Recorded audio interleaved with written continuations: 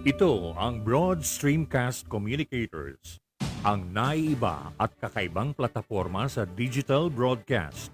Mula Luzon, Visayas, Mindanao hanggang sa iba't ibang dako ng mundo. Broad Streamcast Communicators, ang sandigan ng sambayanan mula sa walang labis at walang kulang na pagbabalita, paglilingkod, maglalahad ng mga mapagbuong komentaryo at usaping pambayan para sa kapakanan ng karamihan. Broad Streamcast Communicators, tuwirang maglilingkod ngayon hanggang sa susunod na henerasyon.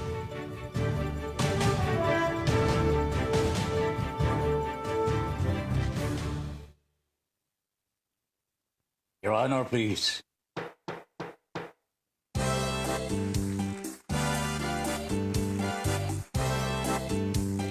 Philippines. Your Honor, please, pakinggan mo reaksyon at komentaryo. Hihimayin ni Ben Paipon ang bawat isyu. Your Honor, please. Mga kurang sa gobyerno, wala siya sinasanto. Mga baho ibibisto kahit sino. Trabaho lang, walang personalan. Ang tamaan, mabubugulan. Komentaryo, makatotohanan. Dito lang malalaman. Sibig pa'y po inyong samahan. Your Honor, please, inyong pakinggan. Mga isyu sa ating bayan, pag-uusapan. Your Honor, please. Problema ng ating bayan, talakayin, pag-usapan, upang maliwanagan ang taong bayan. Your Honor, please. Your Honor, please, pakinggan mo reaksyon at komentaryo. Hihimayin ni Ben Paipon ang bawat isyu. Trabaho lang, walang personalan. Ang tamaan, mabubugulan. Komentaryo, makatotohanan. Dito lang malalaman. Sibig pa'y po inyong samahan. Your Honor, please, inyong pakinggan. Mga isyu sa ating bayan, pag-uusapan. Mga isyu sa ating bayan, pag-uusapan. Your Honor, please. Philippines.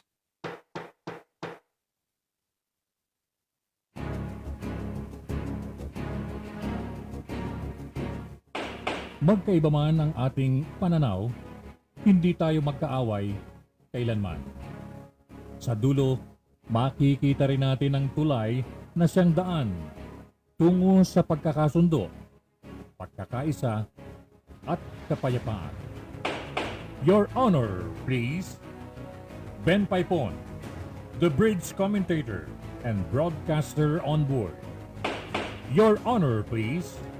In defense of truth, justice, and freedom.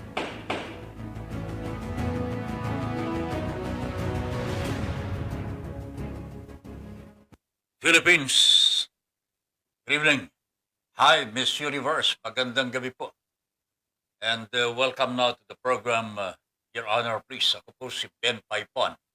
Inviting you now to join us in our program, Your Honor, please, alas 8 hanggang alas 10 ngayong gabi. And tonight, June 24, araw pa naman ng Maynila. Malaking dagok ito sa ating bansa sapagkat isa sa mga former leaders po natin ang namayapa na.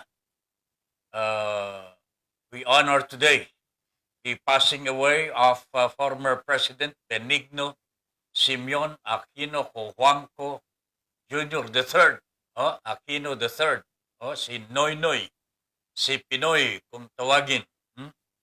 Na lalong kilala sa mga kasabihang kung walang korap, walang mahirap. Wag wangwang. Walang wangwang. Ano pa? Wag mambobola ng tao. Ito yung mga tagubilin sa kanyang mga kasama sa Malacanang. Wag mambola ng tao.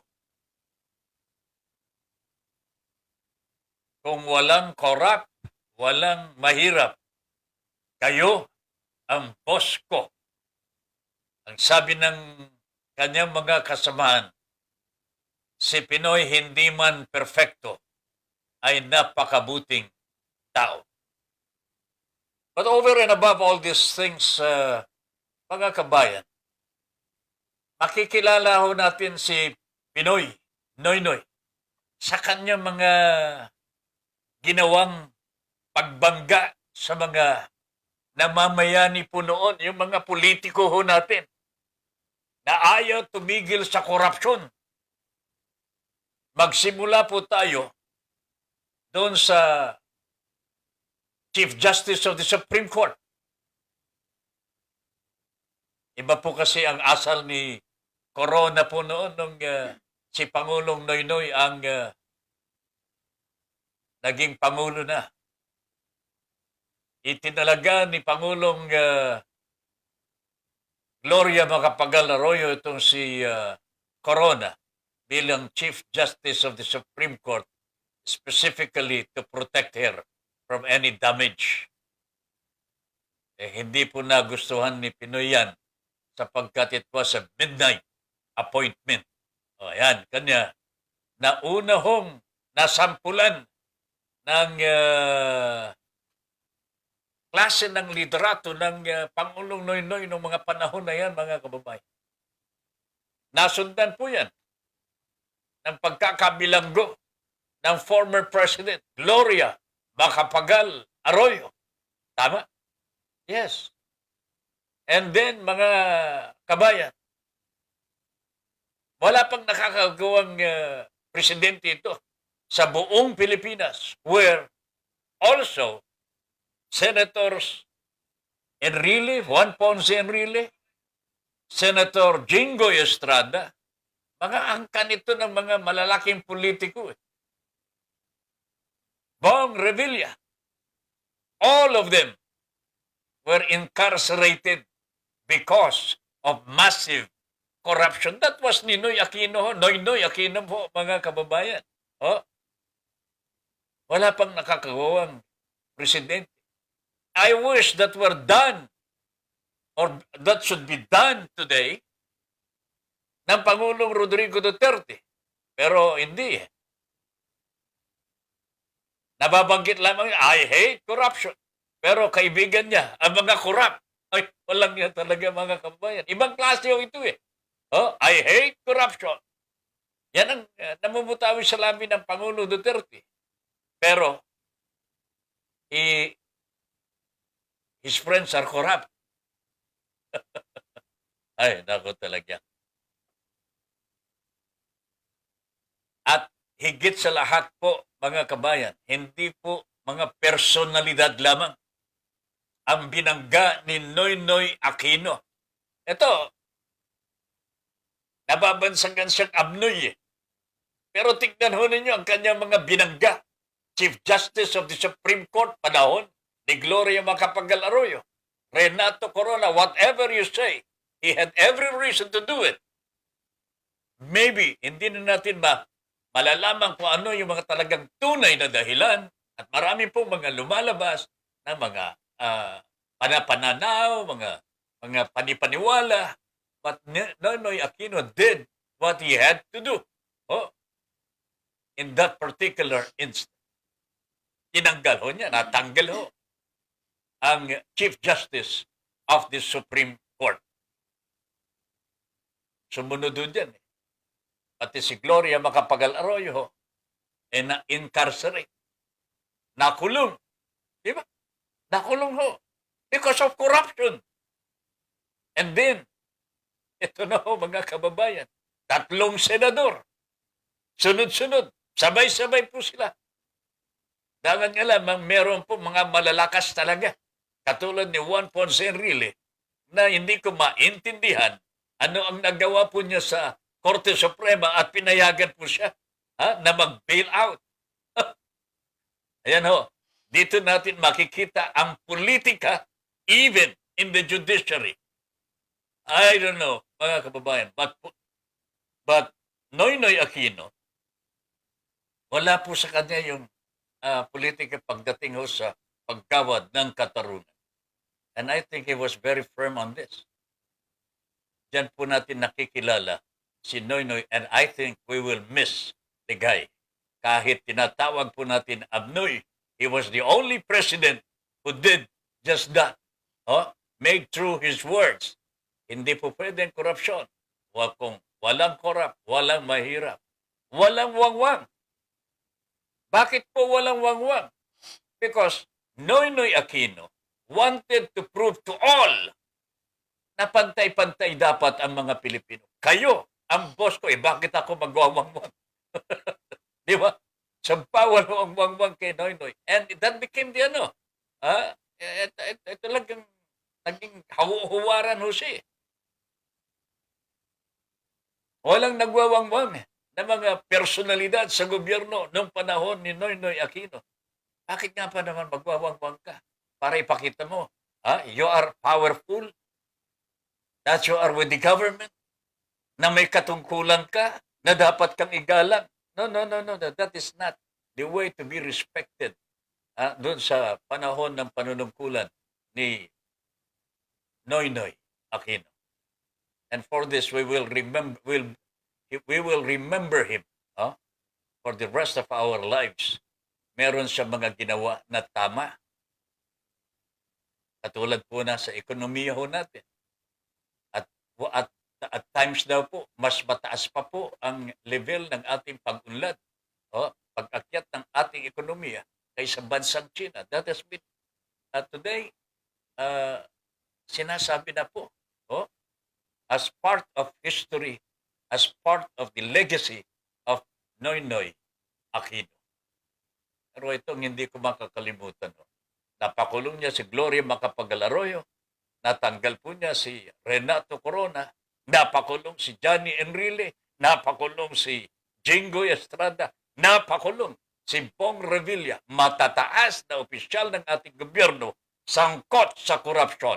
Ngayon po ba, meron pong ganyan dito sa panahon ng Pangulong Rodrigo Duterte? I do not know.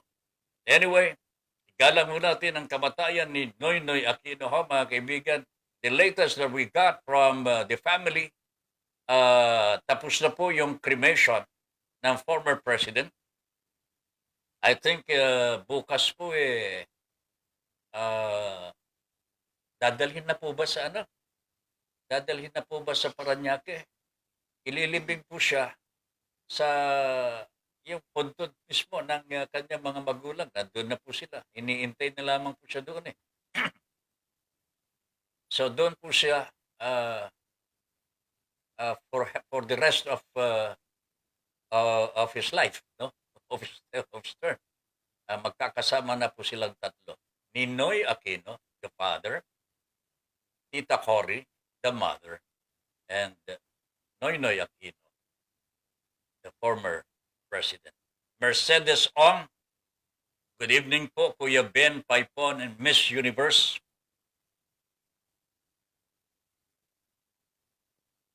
Stay safe po and God bless. Angel's Eye.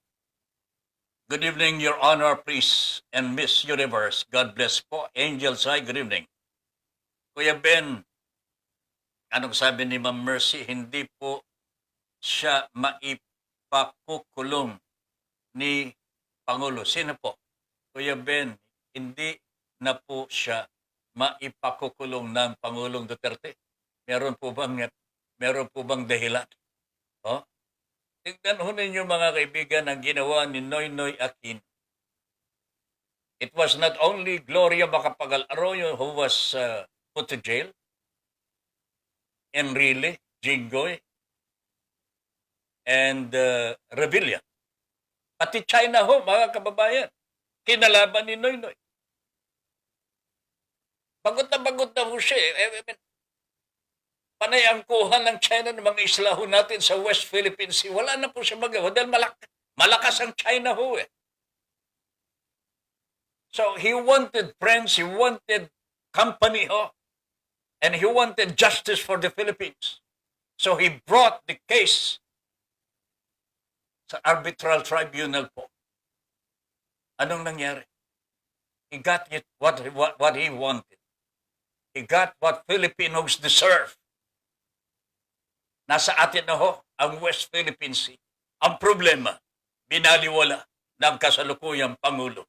So, sino ho ang tama ngayon, mga kababayan?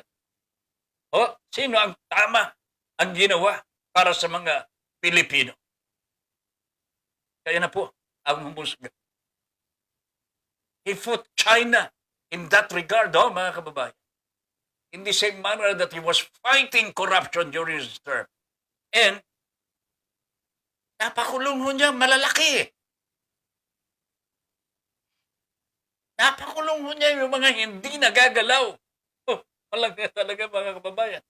Former president, former senators. Jesus Christ, how can you do that? Kung lalambutin ka. Di ba? In other words, this is the kind of leadership that we need in the Philippines today. Hindi po bunganga, hindi po puro takutan. Yan ho ang importante ho dito sa atin. Gawa, performance.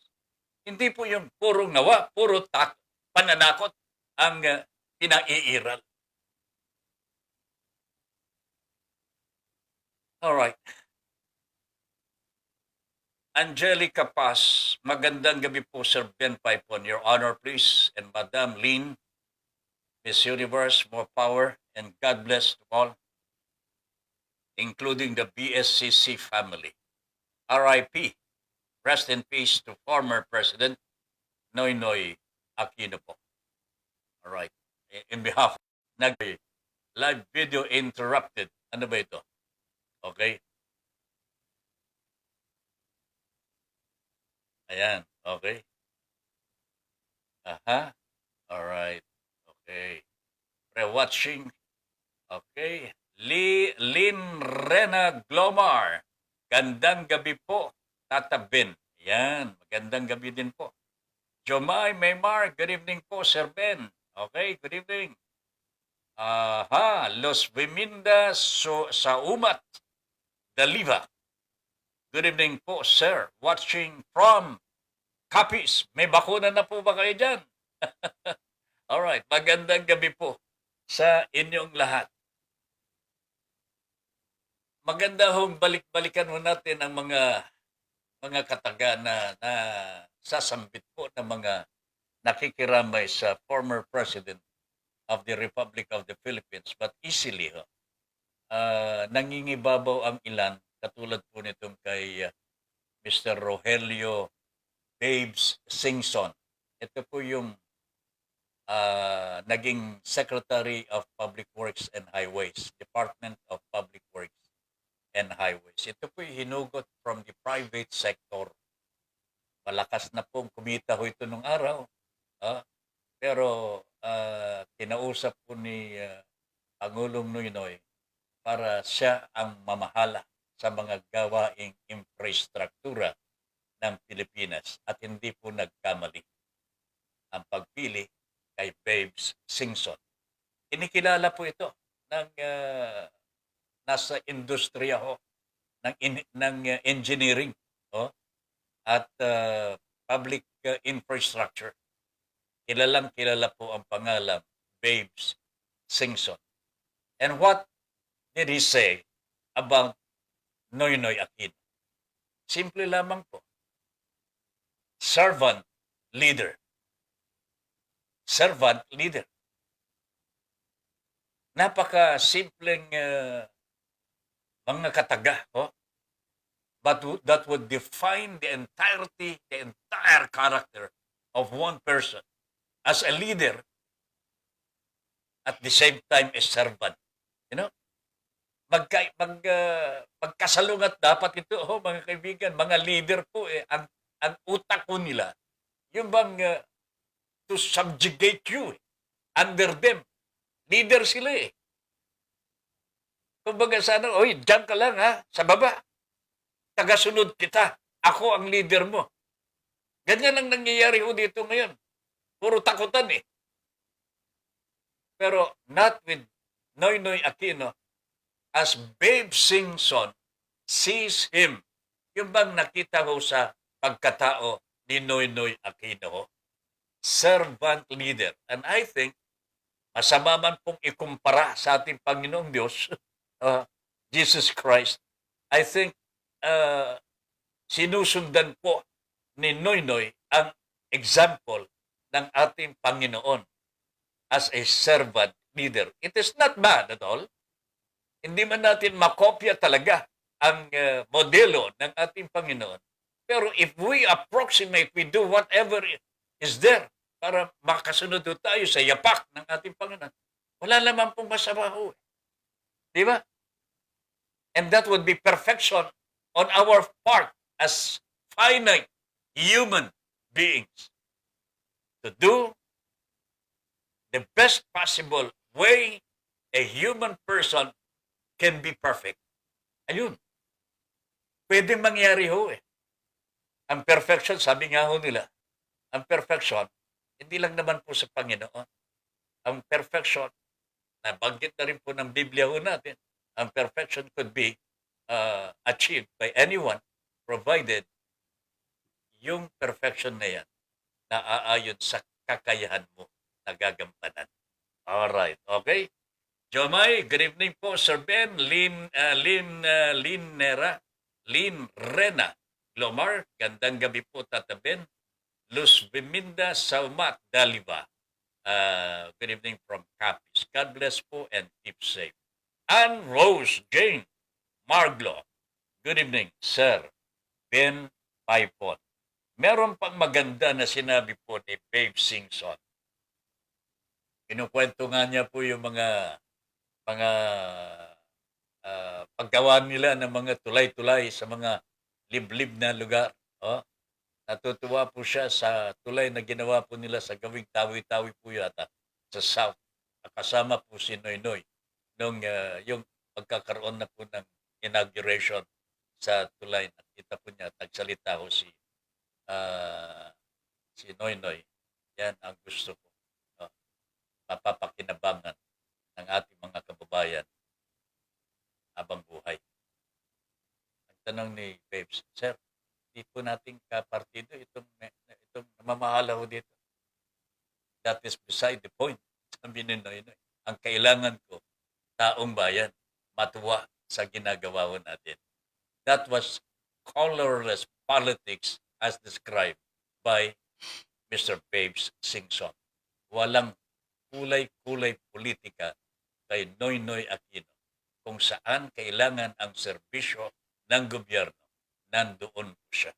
I think, sana ho, ito po ay tularan ng mga nanunungkulan sa ating gobyerno. Yung gawain pambayan, hindi po sa politika lamang ho ito.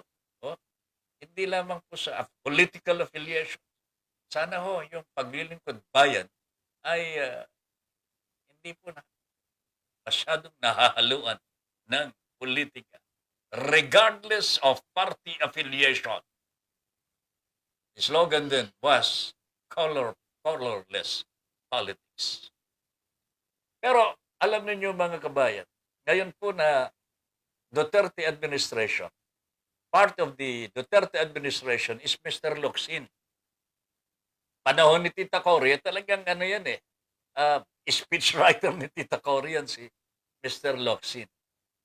Hindi po niya mapagbawalan ng kanyang sarili to tell the people what is in his heart sa pagyao ng dating presidente ng Pilipinas.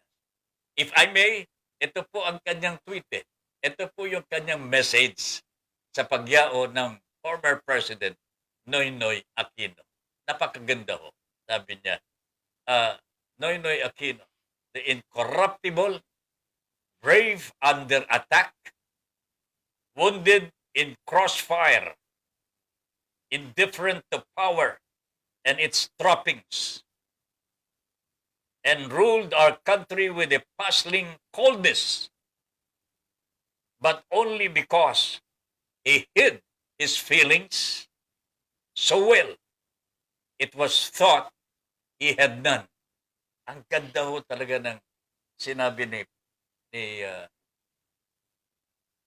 Mr. Locsin, Secretary of the Foreign Affairs today.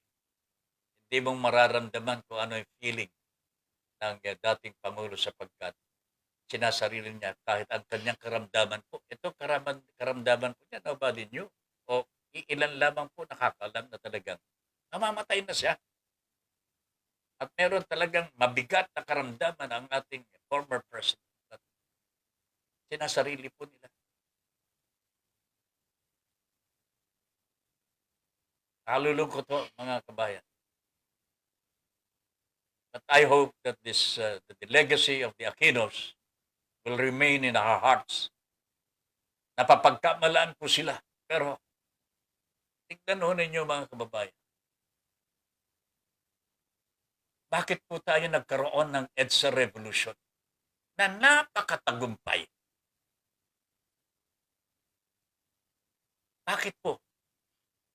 Because there was something wrong in our government during those days. Ayaw ko na sanang pag-usapan po yan sapagkat maraming masasaktan talaga. But this is part of history. Isa sa mga leader po para ibangon muli ang demokrasya dito sa ating bansa. Maibalik ang kalayaan sa ating mga kababayan. At magkaroon ng katarungang panlipunan. Yan po ang kanyang tatay, Ninoy Aquino. He was one of the leaders of the opposition then nung kinakailangan tumayo po sila para ipaglaban ang kanilang bayan. But what happened to Ninoy Aquino ho during the time of Mr. Marcos? Ninoy Aquino, as all the others, were incarcerated. Pinakulong po, and Ninoy Aquino suffered jail 7 years, 7 months, 7 days. Until finally, napadala po sa Boston, pinayagan po ni Mr. Marcos, magpagamot daw po sa Boston. Nung gumaling-galing po siya, pinilit po na niyang umuwi. Against the wishes of the dictator then. But Ninoy Aquino said, no, kailangan bumalik ako sa aking bayan. Kamatayan lamang ang pipigil sa aking pagbabalik sa aking bayan. Those were the words of Ninoy Aquino spoken sa Radyo Veritas when we were there. Sa aking programa po, binanggit ni Ninoy Aquino ang katagatian. So when he returned home, mga kababayan, nung bumalik na po siya sa ating bansa, against the wishes of the dictatorship, ang nangyari po sa kanya, pinatay po siya sa tarma. So that led the downfall na talaga of the dictatorship, and we had the EDSA Revolution. Taong bayan mismo ang nag-alsa at palayasin ang diktador. Binitbit po siya palabas sa isang helicopter. Akala po niya dadalhin po sa Hawaii, pero diretso na raw po sa Hawaii. And there, siya po ay pinawian ng buhay outside of his birthplace. That was one of the ibang nakalulungkot naman na nangyari po sa diktador. Okay? Revolution po, EDSA Revolution. Eto na po.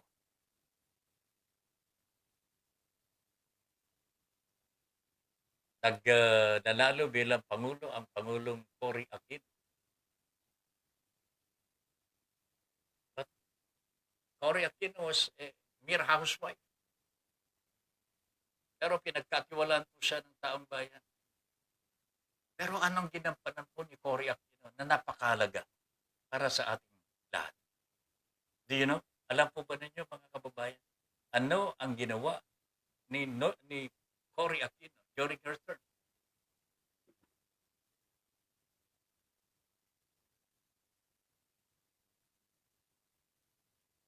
Cory Aquino, restored democracy ho. Meron tayong saligang batas na sinusunod na po na kailanman hindi na mauulit ang diktadorya dito sa Pilipinas. Naibalik po ang Kongreso. Maraming nagsasabi, dapat hindi na nga binalik yan eh. Pero this is democracy ho. Ito yung mga tools for democracy to prosper. Walang demokrasya ka, walang kongreso, mga kababayan. So, this is it. She relied na sana ho, nagbago na ang mga manunungkulan. But, you know, this is the failure of EDSA. Hindi po yung taong bayan na nagpatalsik sa diktadorya ang may mali. Hindi po. Kung hindi, yung sumunod na nagpatupad po ng pagbabalik ng demokrasya ang mayroong problema. That is not the problem of Cory anymore. Hindi na po. Taong bayan na rin po mismo uli ang bumalik sa dating gawin. Nakalulungkot ho mga kababayan. But if EDSA was not successful, it was a success nung panahon na pinatatalsik ho ang Pangulong Marcos, no? Pero after that, nawala na. Okay na. Balik ang demokrasya. Cory Aquino was still the president but he was going to retire. Hindi na po siya magiging presidente for life. Anong nangyari? Nagbalikan po ang mga demonyo ho. Nagbalikan ho ang mga demonyo. Mas mabagsik po ang mga demonyo ngayon. Hanggang ngayon ho mga kababayan. Huwag po kayong hindi maniwala na mas mabagsik ang mga demonyo ngayon sa ating pamahala.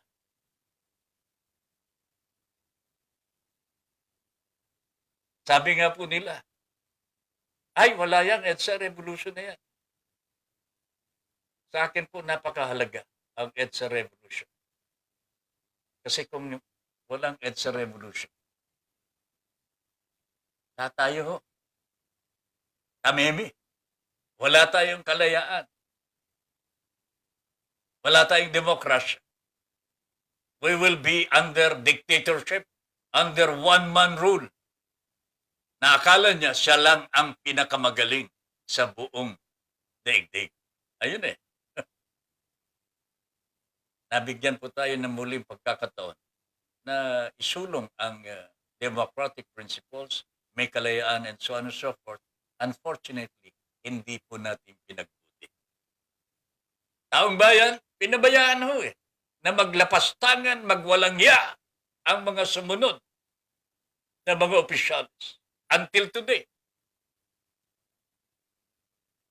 we lost by default, mga kababayan. We allowed the demons, the devil, the bad ones to rule our country. That is the reason why EDSA revolution was meaningless. Pero ang EDSA revolution was copied by European countries. Latin American countries po. Nagtagumpay po sila eh. Sapagkat nakita po nila ang kahalagahan ng isang EDSA revolution as defined by the Filipinos then.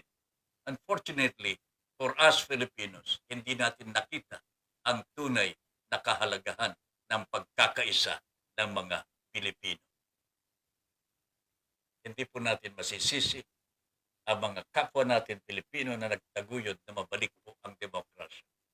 Dapat po natin sisihin mga sarili natin sapagkat pinayagan po natin na maghari ang kasamaan muli. Okay? Luz Biminda Sumat Saumat Daliva. Good evening, sir. Watching from Capiz and Ross. Jane Marglo. Good evening. Sir Ben Paipon. Ayan, si Jen Rema is now watching. Good evening po. Mon Naral. Magandang gabi po, Mon. I am happy you're watching the program. Kumusta po kayo dyan sa Canada? Sammy Cabot is also watching, partner. Ano bang masasabi mo? Wala na si Noynoy. No, wala na talaga. Okay. Marie Clado is also watching. Marites Senova. Good evening. Insan. Andrew Nio is also watching. So lahat po ng mga nanonood at bumabati po sa atin, magandang gabi po sa inyong lahat. Pero alam po ninyo mga kabayan, natutuwa po ako sapagkat even the first rival of the Aquinos din, mga Marcoses, ha?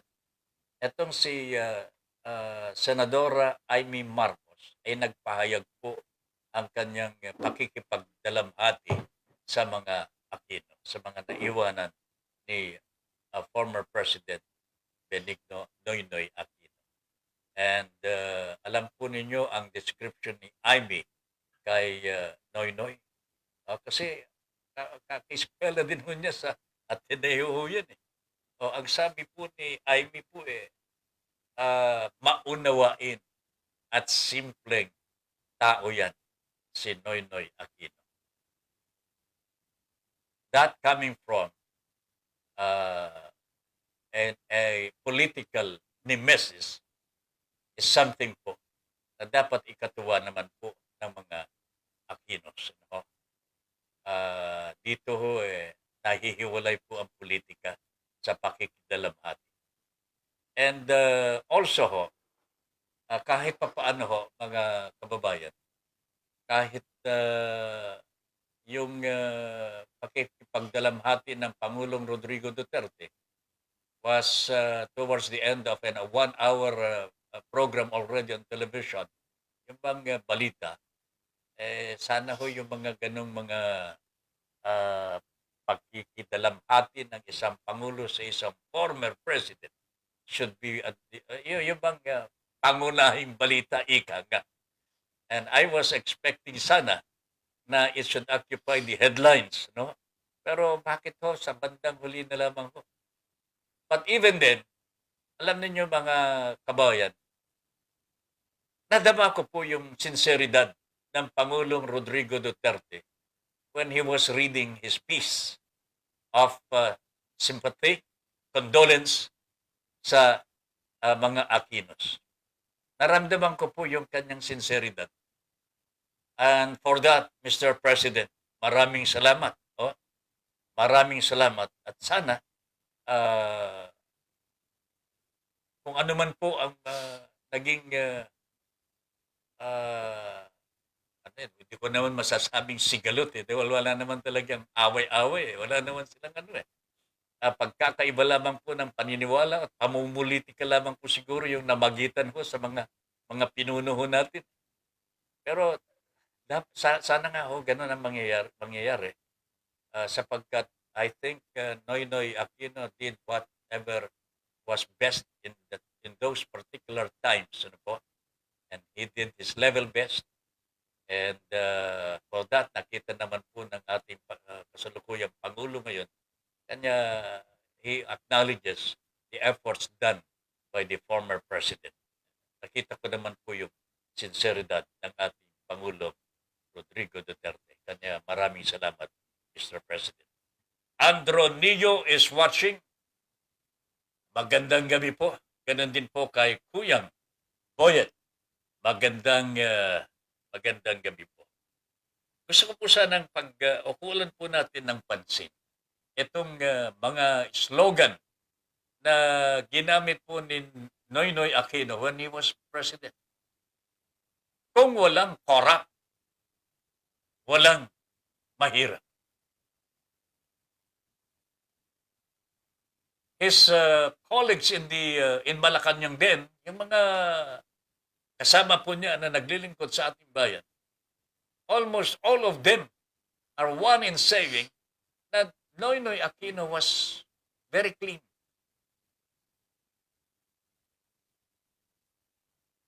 Talagang galit po sa mga magnanakaw. Bakit hindi naman talaga yan ang tinuro sa kanya ng kanyang mga magulang? Oh, mahigpit ang kanyang mga magulang, lalo-lalo sa Tita Cory. Oh, mahigpit.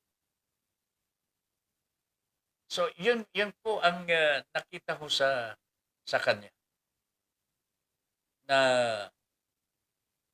honest, very sincere, pagka sinabi niyang, dapat tulungan mo natin ang ating mga kababayan.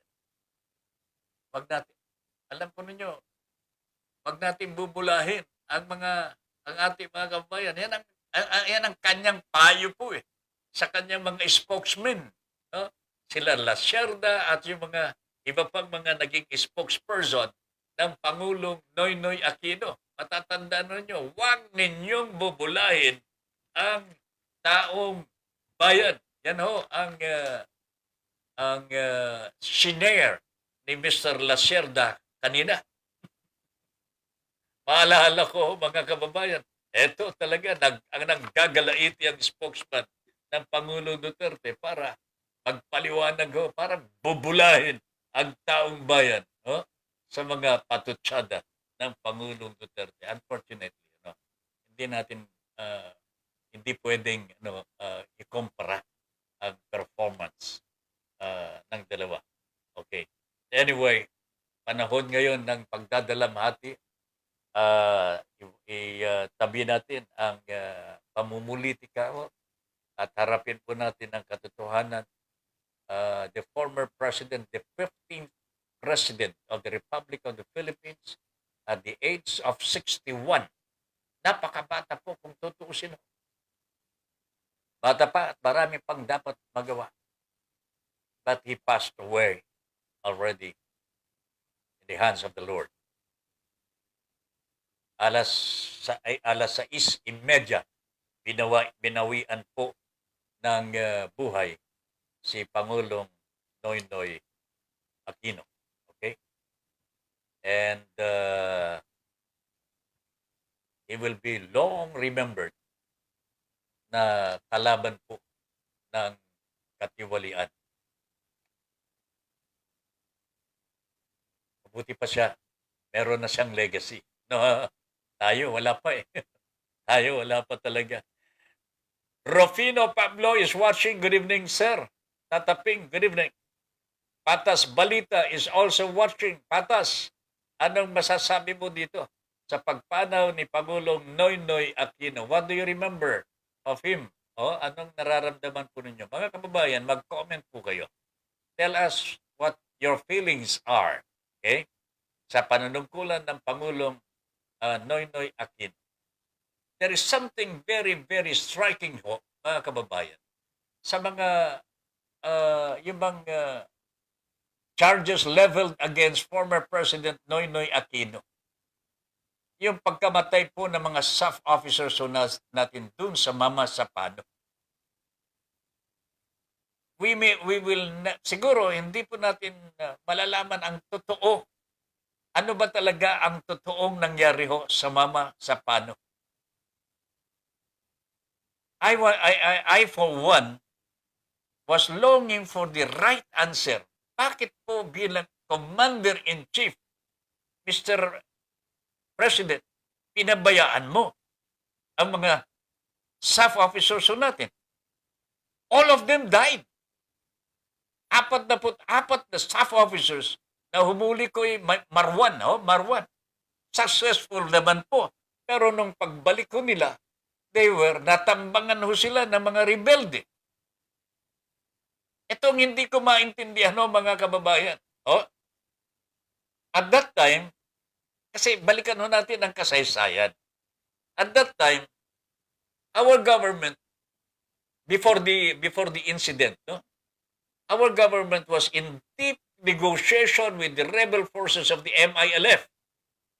Magkakaroon po ng kapayapaan sa Mindanao, and they were already trying to form yung BARM.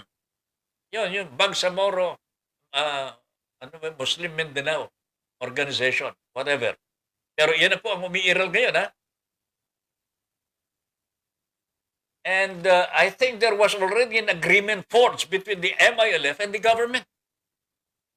Pero merong isang splinter group na hindi pa po sumasang-ayon. Pero ito po'y bata ho ng mga MILF. Ano ito? BIFF.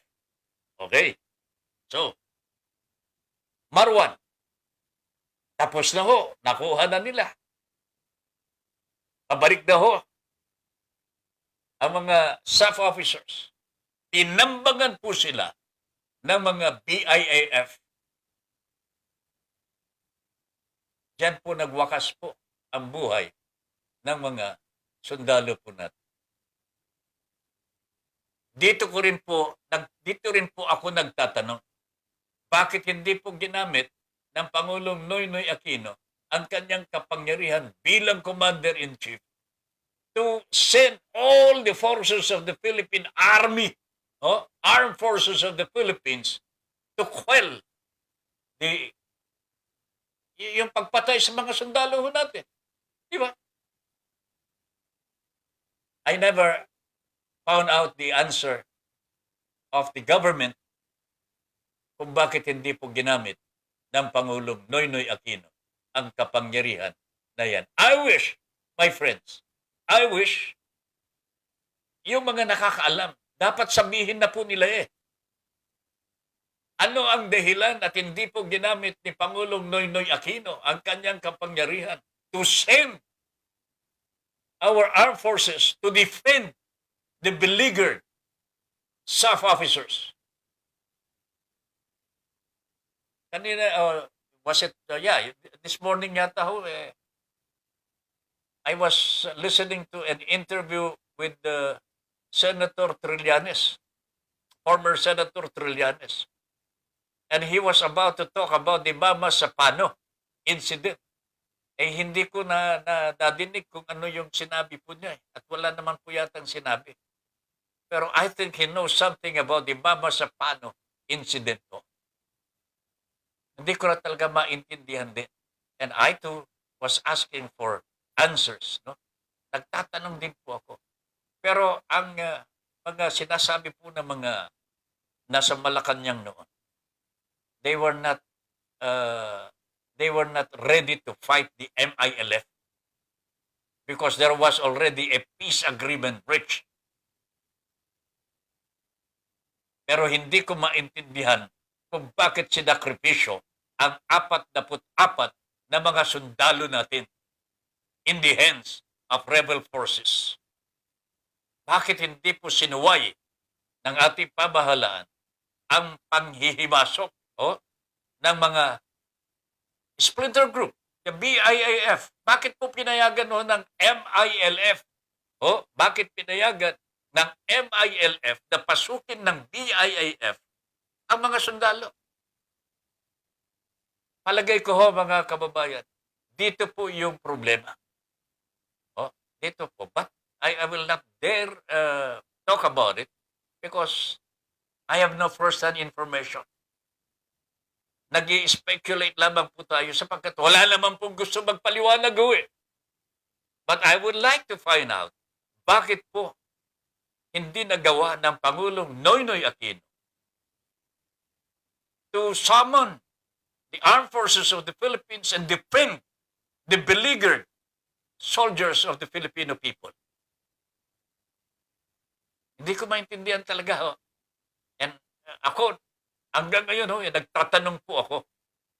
Bagamat meron po akong naiisip na posibleng dahilan. Pero it is not a guarantee that that is the truth. Kanya, may hirap po tayo magsalita. Okay?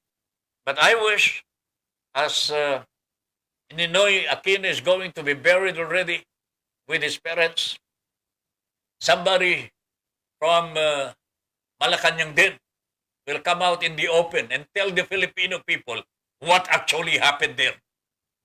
The Filipino people deserve an answer why the SAF 44 suffered that fate, mga kaibigan. Wala naman pong wala naman pong nag-aakala na babanatan sila ng mga rebelde. Sapagkat during those days, meron na pong agreement Dangan nga lamang, hindi kasama ang BIAF. Ito yung parang bumubusilak na bagong grupo ng MILF na kapag ka hindi umubra yung peace agreement, bubuuin nila ito sa pamagitan ng BIAF. Remember ho, MNLF ho, Moro National Liberation Front. At that time when negotiations were ongoing, meron pong namumuong MILF. MNLF ang kausap ng gobyerno, may nabubuong MILF. Nung matapos na po ang MNLF, after a few months and few years, mga kababayan, the MILF became as big as the MNLF. Yan na po ang naging problema din po natin. The same thing is happening, the same thing happened during the Mamba Sapano incident ho, mga kababayan. Bakit ho? Pinayagan ng MILF sa kabila ng mga kamag-anak daw po ito ng MILF. Yung mga nasa BIAF. Bakit ho pinayagan ng MILF? Natakot po ba ang ating Pangulo na kapag binanatan niya yung BIAF, mag-retaliate din po ang MILF and the peace negotiations, the peace agreement will be for naught? Ang ibig sabihin, mawawalang saysay ang peace agreement forged between the Philippine government and the MILF. That is one question that will have to be answered, mga kabayan, in the aftermath of the Mama Sapano incident. Okay? Medyo mabigat na pala isipan nito, mga kaibigan. And probably if I were the president then, baka magdadalawang isip din po ako sapagkat mas malaking grupo itong MILF. I don't know. I won't venture to think deeper sapagkat hindi kaya ng utak ko siguro, mga kababayan. Hindi kaya talaga ng utak ko. Let us leave it to history. Sana po meron pong mga talagang nakakaalam sa mga insidente noong mga panahon na yun. And they should be able to come out in the open and tell the Filipino people what exactly transpired during these days. At wag po nating sasabihin, kasalanan ni Noynoy, kasalanan ni Noynoy, kasalanan ni Noynoy. Parang yung din dito sa Luneta nung araw, panunumpa lamang po na Pangulong Noynoy Aquino. Biglang merong hijacking dito sa Luneta, mga kababayan. Paano niya malalaman yun? Nangyari ho during his time. Kaya nga ho, mahirap po. Anyway ho, Sir Ben, sabi ni Patas Balita, may nakatala na po ba sa ating saligang batas ang paggamit ng face mask at face shield? Sir Ben, iba naman ito. Anyway, sasagutin ho natin yan mamaya, Patas, ha? Sasagutin ho natin yan mamaya. Meron na po bang nakasama ho sa ating saligang batas tungkol sa face mask, paggamit ng face mask at face shield? Sasagutin ho natin yan. Okay? Thank you very much for the question. Si Kuyang Boyad, good evening po. Watching from Quezon City. Jose Gregorio Clemente. Gusto ko pag-usapan ho natin muna itong mga whatever good or bad points you may have about the former President of the Republic of the Philippines. He just, kamamatay lamang po. Ang kanyang labi has been cremated. Na-cremate na po. And ready for interment already. I think it's going to be tomorrow or Saturday. I really have no, hindi ko alam po yung actual date or actual time where the body will be brought to the cemetery. Okay?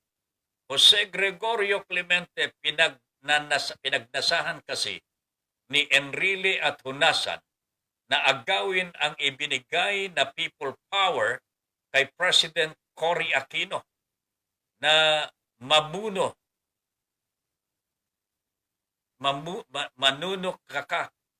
kudita nila. Pinabunuan yung kudita nila. Kaya nagulo ang administrasyon ni Tita Cory na naging successful sana.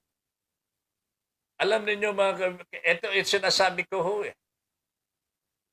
Johnny Enrile was never far behind any incoming president. Hindi ko maintindihan ano bang gimmick, ano bang magneto ang meron si Manong Johnny na bawat presidente ng Pilipinas nasa tabi po siya. Cory Aquino, kalaban niya ito nung nagsisimula ang EDSA Revolution. Naging kasangga lamang po nung malapit ng palabas na ho sa bansa ang diktador. Pakita ho ninyo mga kabayan. Ha? And he became close to the Aquino administration. At nagtiwala po si Tita Cory sa kanya. Pero ang nangyari parang anay ho ito eh. Kinukot-kot at kinukot-kot yung Malacanang sa pamamagitan ng kudita ni Gringo Honasan. Pito ho mga kababayan, nakudita. Hanggang sinasabing nagtago raw po sa kama si Tita Cory, wala naman pong ganyan. Tita Cory was very brave then. Ano pang kinatatakutan niya? Namatay na ho. Pinatay nila ang kanyang mister. And he was ready already to give her life for the survival of the Filipino people. Pero tignan ho ninyo ang katrayduran ng mga Pilipino ho. Makamit lamang po ang kapangyarihan na kanilang inaasam. Kudita after kudita ng panahon ni Tita Cory. But Enrile was with her. Tingnan ho ninyo. And who was Enrile? With Honasan din, mga kababayan. Ito ang chief of staff ni Enrile. Ito po yung pinagkakatiwalaan po niya when he was in the military. Department of Defense. Manong Johnny Enrile. Siyang Minister of National Defense. Panahon ni Marcos, mga kababayan. Jesus Mariano Garapon. Okay? So binomba nila ng binomba ang Tita Cory while being the president ng mga kudi-kudi-kudita sa pamagitan ni Mr. Honasan na bata po ni Manong Johnny Enrile. These are facts of today na dapat pong maintindihan, malaman po ng taong bayan. Tita Cory survived his term, her term as President of the Republic of the Philippines. Pero naikamada po niya ang pagpapanumbalik ng demokrasya, kalayaan at katarungang panlipunan. Despite yung sunod-sunod na kudita na ginawa laban sa kanyang administrasyon ng bata ni Mr. Johnny Enrile na si Mr. Gregorio Honasan. Ginawa pa natin senador ho yan. At maaaring babalik na naman po sa Senado ito si Greg Honasan mga kababayan. May bahala na ho kayo dyan. Wala na po kung pakialam dyan. Okay? Areglado. Maraming salamat, Mr. Jose Gregorio Clemente. Patas Balita. Namatay ng maaga si Pangulong Pinoy nang dahil sa sobrang stress at iba pang mga karamdaman sa katawan. Kaya naniwala po ako sa karma. Anong ibig sabihin, Patas? Meron po siyang ginawang masama at kinarma po si Noynoy Aquino.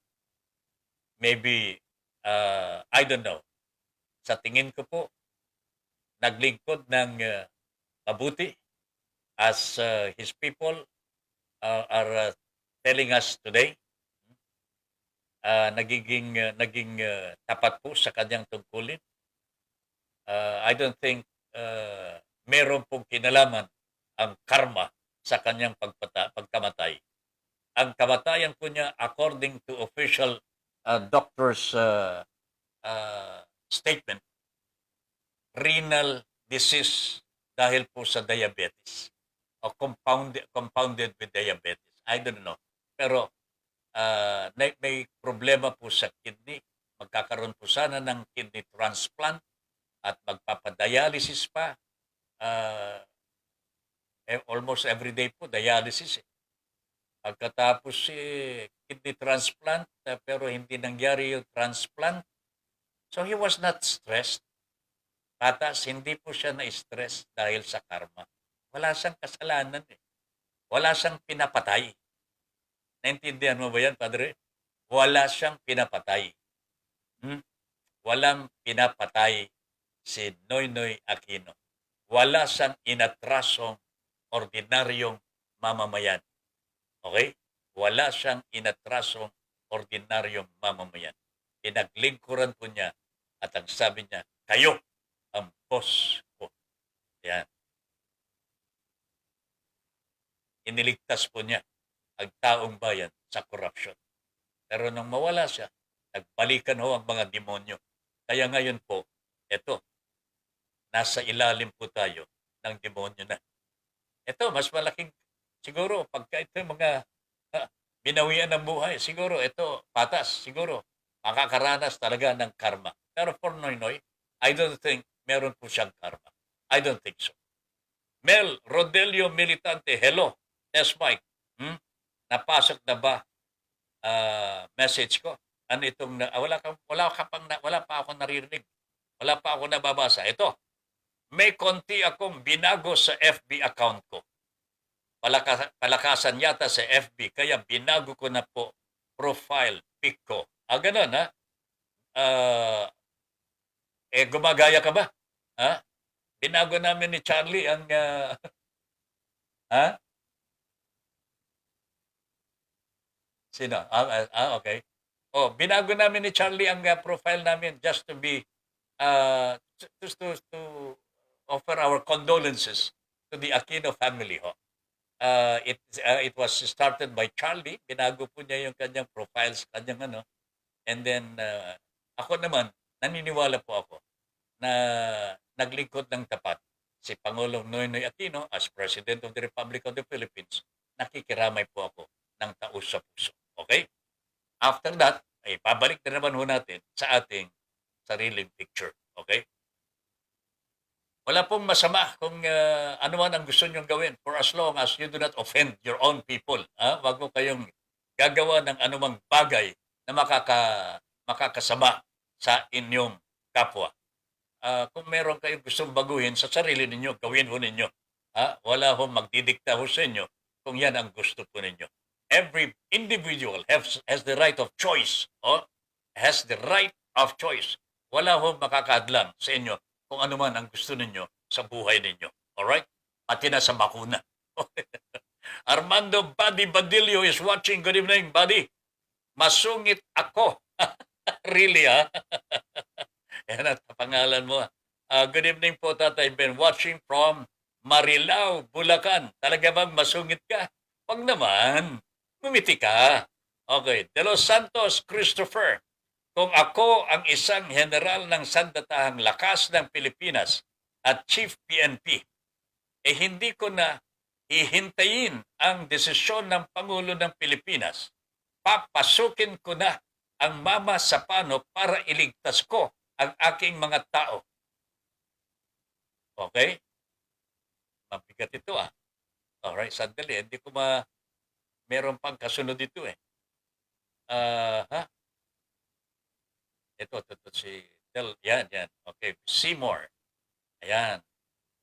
Okay. Yung aking tauhan. Nasa bingit na ng alanganing kailangan pa ba ang desisyon na mas nakakataas? Di kasalanan yan ng leader na humahawak sa SAF 44. Iba naman ho itong kay paring Christopher De Los Santos. Ano ngayon kung labagin ko ang ceasefire agreement? Okay lang na ma-court martial ako. Ang mahalaga, hindi ko pinabayaan ang mga tauhan ko. This I would like also to really find out mga kababayan, what really happened here? Hindi ko matanggap na walang ginawa ni Noynoy. Was he prevented from doing what he was supposed to do? Meron po bang nag-utos sa kanya o kaya nag-advise sa kanya, wag na.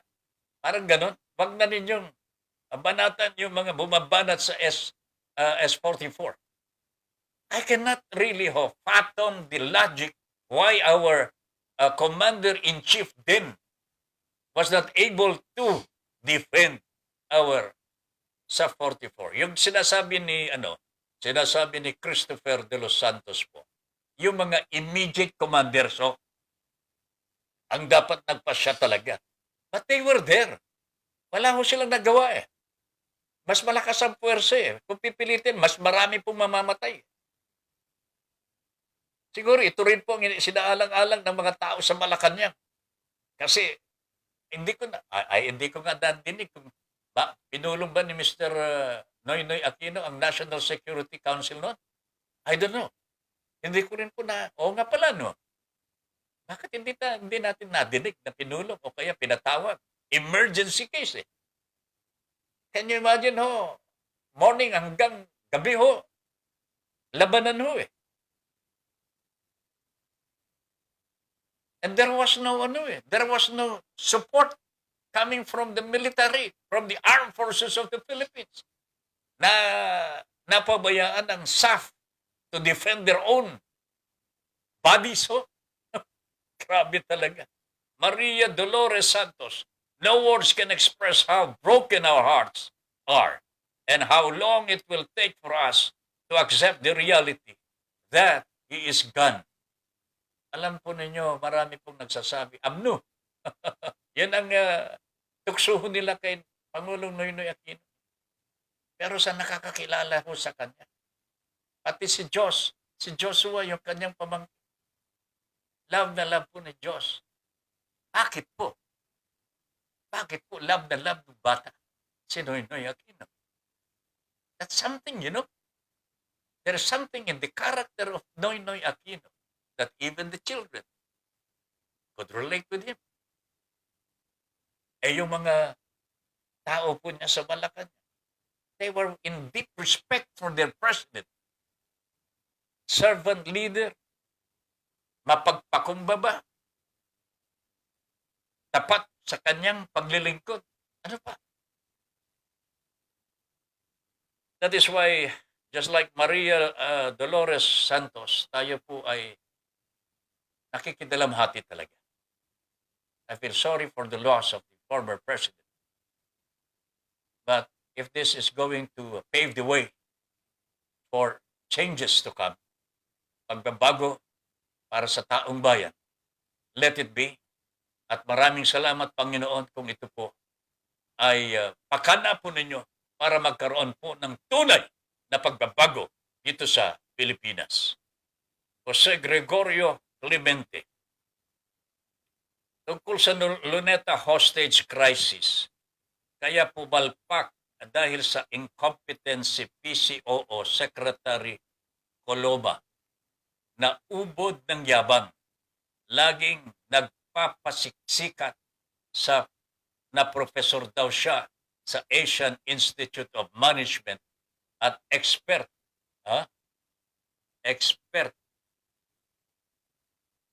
siya sa crisis management. Pero ng unang crisis na hostage taking sa Luneta, hindi niya alam ang gagawin niya. Simpleng news blackout lang, yon na alam ng sino mang batikang media men. Hindi niya naisip. Kung walang live coverage, hindi sana lumakas loob ng hostage taker. Panginoon ko po. I really don't know.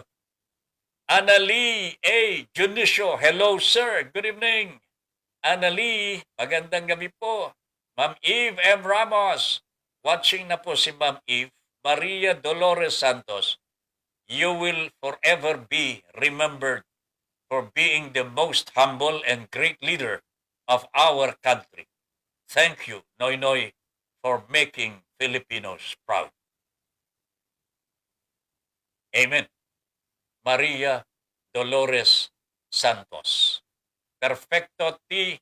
Mordalio, good evening. Perfecto Perry, good evening. Magandang gabi po. Alright, alas 9:25 na po ang oras. Ang bilis naman po ng oras po natin. Oh. Ah, maiba lamang ho ng kaunti. Meron na tayong bagong kardinal ho sa Manila in the person of Jose Cardinal Advincola. Ayan.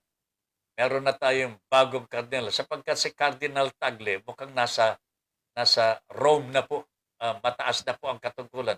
Makakakoy, ito yung magiging susunod na Santo Papa po natin. Malayo ninyo, di ba? Hindi po malayo yan. Sa panalangin po ng bawat Pilipino, baka magkaroon po tayo ng Santo Papa in the person of Cardinal Tagle. Ano ba? Ipagdasalo natin. Oh?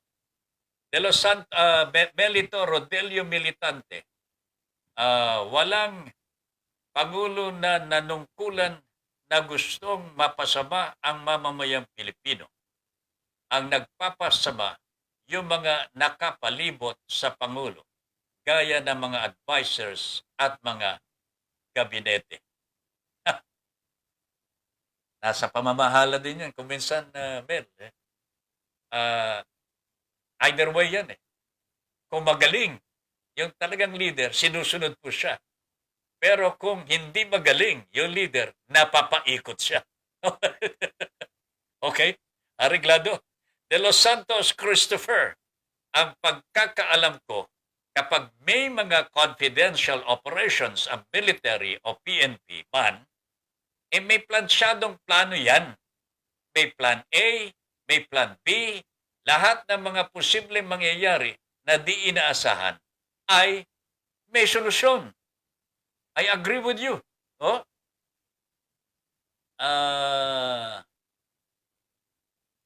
May solusyon at instructions agad na ibinibigay. Kaya ang may pagkukulang dyan, Tatay Ben, ang mga leader, hindi ang Pangulo Noynoy Aquino. Those people who planned yung tinatawag na paghuli kay Marwan. Okay? Tama po mo yan, Chris? Mr. De Los Santos. I agree with you. Okay? Ang sinasabi ko po yung aftermath eh. Bakit hindi po, kung talagang may plano at isinaalang-alang nila na posible sumalakay, hindi po ang MILF, BILF. Ano ang kanilang gagawin? That was not discussed at all. Di ba? Yan ang hinahanap ko eh. What was the ano po yung tugon?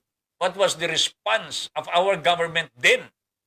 Nung sinalakay, sumalakay po ang BIAFF na wala naman po sa wala po sa negotiations yan eh. Sa peace negotiations, wala po ang BIAF. It was only the MILF. Bakit po pinayagan na walang proteksyon yung mga SAF natin? Okay? Yan ang puzzle na hanggang ngayon namumuo sa isipan ko po. Wala pa pong kasagutan, wala pa pong katugunan ang nakukuha natin dito ho. Kaya ang may pagkukulang dyan, Tatay Ben, ang mga leader, hindi ang Pangulong Noynoy Aquino. Maybe nga. Pero sa akin nga kasi ho, mga kababayan, mabigat po yung tungkulin ho ng isang commander-in-chief eh. Nasa bingit na ng kamatayan ang mga tropa mo. Hindi ka pa gumagawa ng aksyon. Hindi ko matanggap po yan. Talagang hindi ko po matanggap. Dapat pinapanagot ko yung mga commanders ho eh.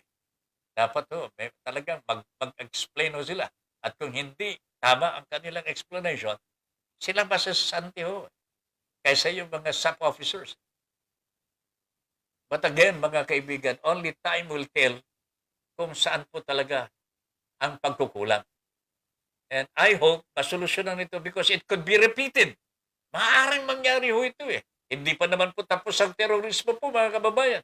Meron nga tayong batas. Anti-terrorism law ho, mga kaibigan. Pinaghahandaan po natin ang terrorism. What? Kung meron na naman po Marwan, Iba na po ang Pangulo ho natin, mga kababayan. Gagawin po yung ginawa ni Noynoy Aquino na hulihin po yung terorista. Malalagay sa alanganin ang mga susunod, yung mga manghuhuli. E paano ho kung meron pong isang grupo din ba ng mga rebelde, nag-aantay sa pagbabalik, wala nang proteksyon yung mga nanghuli kay Marwan. Oh, this could be repeated ho, mga kababayan. Kanya dapat pong pag-usapan ho ito eh. I think responsibilities talaga ito ng mga commanders. The commander-in-chief, sa pangalan lang ho yan eh. He is not a military. He is not a policeman. Commander-in-chief because he is the most ranking, at pinakamataas na opisyal ng ating bansa na namamahala sa mga pulis, namamahala po sa mga militar. But he is not a soldier. He is not a policeman. Sa pangalan lang po yan. Ministerial duty po yan eh. Kaya nga, tama nga si Chris dito, ho, mga kababayan. Dapat ho dito, yung nagplano ho niyan, ang may pananagutan ho dito. Well, inaprobahan po ng Pangulo ayon sa kanyang naaarok na tama. O, di ba? O, naaarok na tama. Pero, yung commander ho, ng militar o pulis na nagplano ho dito, dapat siya managot. O nga, malapit na ho tayo sa katotohanan yata, mga kababayan. O, okay? Walang pinagkainan po yan. Ano ito? Sabi ni Mel Rodelio Militante, walang pinagkainan po yan nung panahon ni Cory. Di po ba wala naman siyang alam sa panunungkulan bilang Pangulo? Sinulsulan lang siya para tumakbong Pangulo. Sino ang mga na mayagpag at nagpayaman, di ba, yung mga sumulsol? Ayan. May katotohanan ito, mga kababayan. No? Mga kababayan. Itong sinasabi ni Mel, ito yung after effect na po ng EDSA Revolution. Ako, sang-ayon ho ako dito eh. Because Cory Aquino was thrusted into that position na hindi po siya nakahanda. But we needed an inspirational model, an inspirational leader ho, that will guide the Filipinos towards the restoration of democracy and freedom. She was the only icon din. Okay nga, icon ng demokrasya po ito eh. Si Pangulong Cory Aquino. But for her to do everything for the Filipino people after the EDSA Revolution, that was not her job. Hindi po kanyang trabaho na talaga ho yan. It was supposed to be a concerted effort by Filipinos who drove away the dictator and prepared the Filipino for a better life. Unfortunately ho, mga kababayan, hindi po nangyari. Because nangibabaw po ang makademonyong pag-iisip ng ilan sa mga opisyalis, even during the Cory time. And that is the truth. Yan po ang nangyari ko. Ayan, talaga naman no. Mel, sa totoo lang, tama ka ho dyan. Itong nakalulungkot ho, mga kababayan eh. Cory Aquino gave us, as the leader then after the dictatorship, Cory Aquino gave us everything that was taken away from us, mga kababayan. Ano bang gusto natin? Ano bang hinahanap po natin? And she did not stay one more day after her term expired. He humbly exited. Okay? O ngayon, bakit natin ibibintang sa kanya lahat? O? Housewife lamang po si Tita Cory. Kailangan nun natin ang leader po noon na magbabalik sa demokrasyang nawala, inagaw sa atin. Yung kalayaan na nawala sa bawat Pilipino. Yung katarungang panlipu. Wala hong korte-korte noon, mga kababayan. Nako talaga naman. The courts, Congress, wala ho eh. Yan ang katotohanan. But Cory Aquino gave back all this to the Filipino people. Now, we experience freedom. Di po ba kayo malaya? Oh, now, we have democracy. Ano pang gusto nyo? Mag-inchik na ho tayo? Mag-China na ho tayo? Wala na. Magpa-under na ho tayo? Sa bansang China? Ay, nako talaga naman. Alright ho, mga kababayan, sandali lang. Kakausapin lamang po natin ang isang victim ng online lending ho. Hindi po natatapos-tapos ang problema na ito. At marami po mga nagiging biktima. Ito, makakausap po natin mga kababayan. Ayan po ninyo siya na siya mismo ang magkwento sa kanya ano ang nangyari sa kanya because something happened, something terrible happened to her habang siya po ay minamaltrato, inaabuso at ipinahihiya ng mga nagpautang sa kanya sa online. Nasa linya po natin si Ma'am Ana. Ana, magandang gabi po. Hello sir, good evening po. Good evening, Ana. Taga saan ka? Saan ka tumatawag? Akina. Sir, Akina pala. Akina. Akina, no? Hindi Ana. Akina. Opo sir. Okay. Opo. Taga saan si Akina? Sir, taga Mindanao po ako sir. Mindanao. Ay, malapit lang. Parang nasa tabi lang kita eh. Ang linaw ng tawag mo. Anyway, Akina, sabihin mo sa amin, ano ang naging karanasan mo? Magkaano ang inutang mo at utang mo pa sa mga online lenders na yan? Sir, ganito po kasi yun. Last month, nagkaroon ako ng sakit, pneumonia. Hmm. Hindi ko po kasi akalain na ganito po sila magsingil ng kalaki-laki. Nakahiram po ako sa online lending para may pambayad po ako ng pan-check up ko. Tapos ngayon po, hindi po ako nakabayad kasi 1 week lang po. Humiram po ako ng 3,500. Ang nakuha ko lang po is 1,700. 1.7. Opo. Okay. Tapos kailangan sa 1 week, mababalik mo na yon. Tapos, nang 1 week na, wala akong pera pambalik sir. Kaya nakahiram na naman ako sa ibang lending para mabayaran ko yun. Mm. Tapos ngayon sir, grabe, hindi ako nakabayad. Grabe na ang harassment nila sa akin. Ipapatay daw ako, ganun. Patayin daw ako, padalahan daw ako dito ng magpatay sa akin. Hindi ko na alam ang gawin ko sir. Grabe ang trauma ko sir. Stroke ako sir. Stroke ako ngayon sir. Na-stroke ka? Stroke po ako. Hindi ko na talaga alam kung anong gagawin ko sir. Nanginginig ako araw-araw. Buti na lang po napasama ako sa online group ng mga biktima ng online lending. Kay Miss Yuki. Kaya medyo nababawasan ang kaba ko araw-araw. Pero ngayon po hanggang ngayon, grabe ang trauma ko, grabe ang pangaharas sa akin. Pati ang nanay ko hinaharas. Mga kaibigan ko, hindi ko nga alam paano nila nakukuha yung mga number ng mga kaibigan ko, ng mga kasamahan ko. Hinaharas din nila, sir. Lahat na lang kayo. Hinaharas. Hanggang ngayon Opo, po ba, sir. Akina? Hanggang ngayon? Yes po, sir. Ang ginawa ko lang po, sir, block ko sila sa cellphone ko. Dapat. Para hindi na po ako sir, magproblema lagi araw-araw. Lagi lang ganito, hindi na ako makatulog. Paano lang hindi ako namatay sa stroke noon. Baka ngayon ko pa ako mamatay. Na-regain mo na ba ang health mo?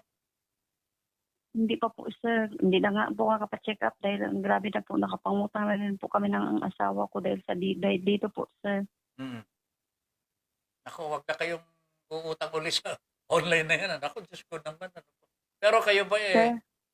meron na po ba kayong i-final na reklamo sa ating mga kinaukulan like the NBI or the Philippine National Police dyan sa lugar ninyo? Kahapon po, sir, nag-blatter po ako sa barangay namin. Tapos bukas po, sir, sa police po. Good. Good. Ipunin ninyo yung mga ebidensya ninyo, yung pananakot nila ha. Opo, sir. Screenshot po ninyo pagkatapos i-print out ninyo yan ha, i-print out ha para dalhin Yes po po, sa sir. pulis para katibayan Yes po, na sir. ito ang ginagawa ng mga loko-loko na yan. Okay? Yes po, sir. Mm. Sir, Mm. may tanong po ako, sir. Yes, sir. Ma'am. Yes, ma'am.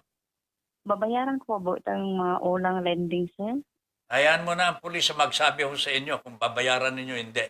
Pero sa akin tingin, pagka yan ay na-file sa korte, wag muna kayo magbabayad. Okay?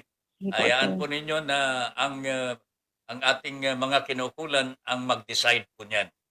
Kasi merong paglabag sa batas na ginawa nitong mga online lenders, no? Loan sharks. Masama ang Grabe, kanilang ginagawa, labag sa grabe po, batas. sir. Okay? Opo, sir. So, sa akin, kung ako lamang siguro ang korte, sasabihin ko na sa iyo, wag ka nang magbayad. Pero wala akong kapangyarihan magsabi niyan. Pero read between the lines, Akina. Read between the lines. May ginagawang masama sa iyo, bakit ka magbabayad? Kaya nga po, sir. Isipin mo, magpagaling ka muna.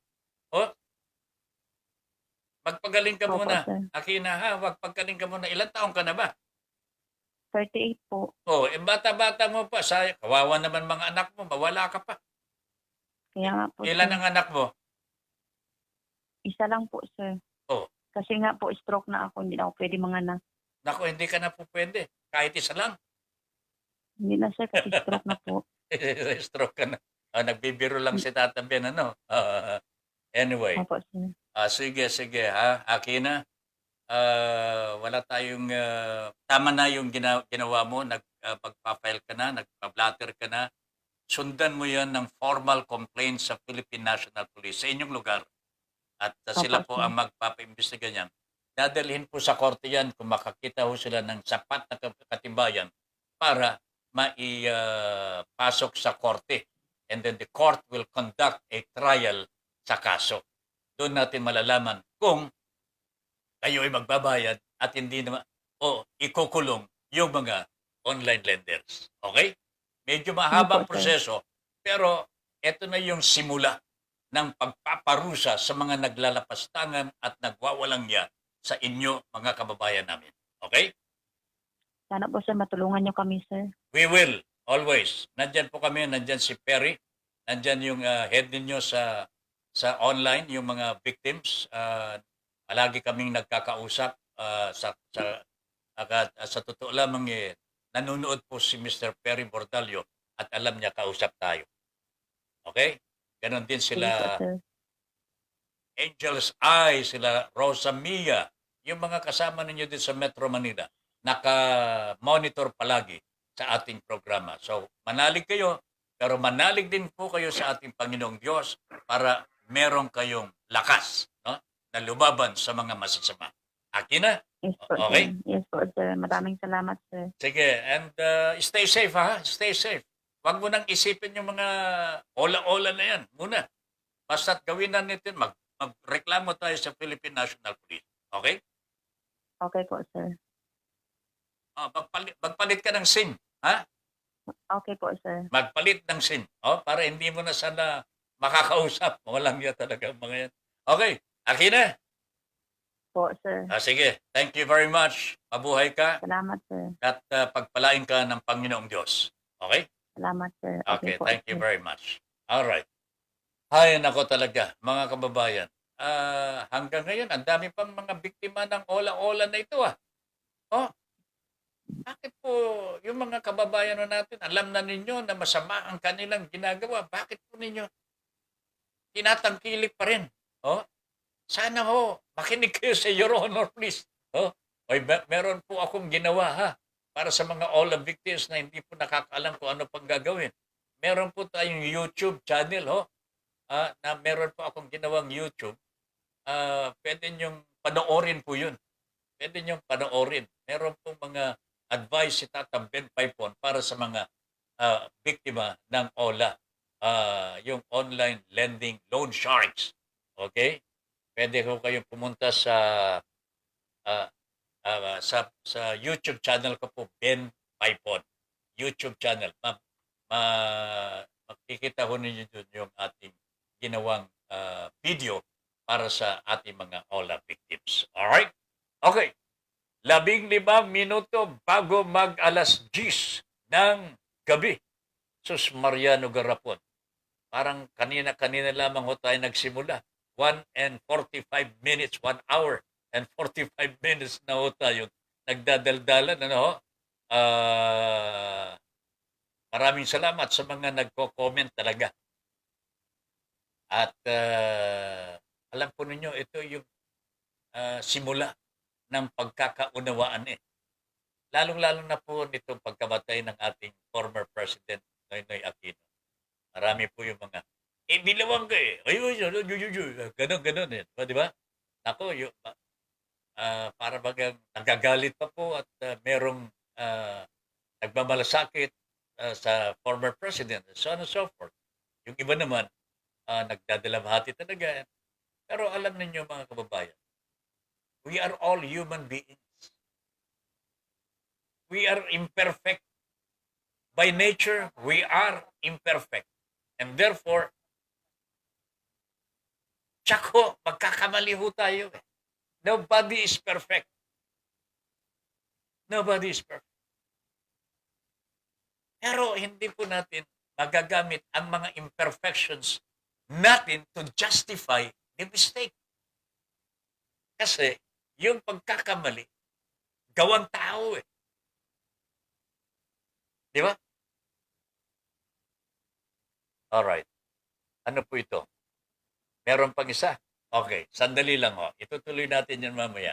Kausapin lamang ho natin si Ma'am Ana. Isa pang victim ng online lending. Ana, magandang gabi sa iyo. Ana? Good evening. Nawala na? Alright. Ana, good evening. Hello? Ayan. Placido Corbito, history na lang ang nangyayari sa SAF Mama Sapano. At least natapos ang term niya na walang kasong naisampa sa kanya hanggang sa huling sandali ng kanyang buhay. Opposite sa president ngayon na hindi pa tapos ang term, may nakaabang ng kaso ang ICC sa presidente. Ayun, medyo may pagkakahawig ito, mga kababayan. Nakaligtas na ho yung isa sapagkat namatay na po eh. Etong presidente ho natin, balita ko ho eh, by July meron ng gagawing paghuli ho dito. Naku, Panginoon ko po, ano kaya ang totoo dito? Ana ng, nandyan na? Okay, Ma'am Ana, good evening. Gandang gabi po. Ay, good evening. Taga saan naman po si Ana? Taga Nueva Ecija po. Ay, Ilocano? One, sir. Wen, sir. Wen po. Alright, Ana. One manong. Wen Manong. Okay, nakakatawa ka na, ha? Ay, hindi po. Kasi po, wala naman, ibinalik ko po yung utang ko, yung binigay sa akin na cash. Hmm. So, supposedly, wala naman akong utang sa kanila, pero text sila ng text. Ganun. So, wala kang utang sa kanila, pero... Wala po. Kasi, opo. Text po sila ng text. Kasi po, ang nangyayari, ewan ko ba, bobo time ko po yata nung gabi na yon, nabubore po ako, so nag-tap ako ng application nila, nag-download ako. And then the following morning, nagulat po ako, nasa GCash ko na po yung perang 1,925. Ang sabi nila, in a week's time, bayaran ko na 3,500. Oh, So ano po ako, nabigla po ako. Sabi ko, tumawag agad ako dun sa agent. Ang sabi ko, ibabalik ko today yung pera nyo kasi hindi ko siya kailangan. Napakataas na interest rate at ibabalik ko siya within the day. Tapos, after po nung exchange namin, ang pag-uusap namin, medyo mataas na po yung emotions ko. So, nababa ko na yung phone. Nag-text na lang po ako. Sabi ko, sabihin mo sa akin kung paano ko ibabalik yung pera. Tapos nag-send po siya ng kung paano ko siya ibabalik. Tapos ibinalik ko na po. So sabi niya, sige, din na-settle na. Pagka nabalik mo na yung money, i-notify mo ako. Which I did po. So naibalik ko na sa kanila. Ang alam ko po, close na. After a week, iba-ibang numbers po ang nag-text po sa akin at naniningil po sila. Sabi ko, nire-replyan ko po sila na ito yung screenshot ng conversation namin ng agent nyo with this number, please coordinate with her. Tapos after mga an hour, ibang number na naman po na magte-text sa akin na overdue na raw yung utang ko. Sabi ko, wala akong utang kasi ibinalik ko nga. Tapos ito kako yung conversation namin with your agent. Yun po. Ay, grabe naman. Kasi nga po, sa high blood po kasi ako kasi po, 3,500. 1,925 lang ibinigay mo sa akin. Ilang percent yun? Sabi ko, may budhi pa baka ako kayo dun sa ginagawa niyo na to. Parang wala naman na kayong budhi nito. Sabi ko, ilang percent yun in a month? That's about, mga 180% ng tubo nyo in a month. Ano yun? Oo nga, sobra-sobra talaga. Kag. Opo. Ano? Ibinalik ko po sa kanila same day. Meron po kami communication nung number, nung agent nila na nakaregister. Yun po yung nakaregister na number sa app nila. Mhm. Na number. Buti na lang po. Opo. yun Meron po. nakuha mo yun. Yung pong, ano po yung nakuha ko? Sorry. Yung number. Yung number ng naniningil sa iyo. Opo. Nasa akin po lahat ng mga text. Lahat naman po ng text, nire-replyan ko na, yung screenshot nga po ng conversation namin ng agent nila na nag-agree kami na ibabalik ko. Ayan. Which na ibalik ko naman po through GCash po. So may record din po ako sa GCash Mhm. na naibalik ko po sa kanila. So wala ka na dapat pong alalahanin. Kasi nga po, text po ng text, iba-iba pong number na sabi hindi pa raw wala daw sa record nila na nakabayad na ako. Kasi samantalang yun nga po yung record. Ganun naman talaga modus operandi ng mga gago na yun eh. Anyway. Sir, Oh, sir, ang concern ko lang po, sir, kasi meron po akong maliit na business, online business. mm. Gusto ko pong i-prevent. Hindi pa naman po sila nagmumura pa, pero nga lang yung sunod-sunod yung kanilang pag-detect. Gusto ko lang po sanang ma-prevent na baka kasi nagre-research po ako eh. Kaya nga po ako nakakapunta doon sa mga videos nyo Mm. na mga sinishame nila publicly or online. Correct. Baka po maapektuhan yung small business ko po. Okay, ganito ang gagawin natin dyan. Medyo mag-file ka na ng complaint sa NBI, sa Nueva Ecija, Apo. o kaya sa Philippine National Police, whichever, no? Ay. Meron If ka? I may add, sir, Sige. kasi po napanood ko nga po yung video nyo kanina na pumunta sa police magreklamo. So, Mm. ginawa ko po yung kanilang hapon, pumunta ako sa police station.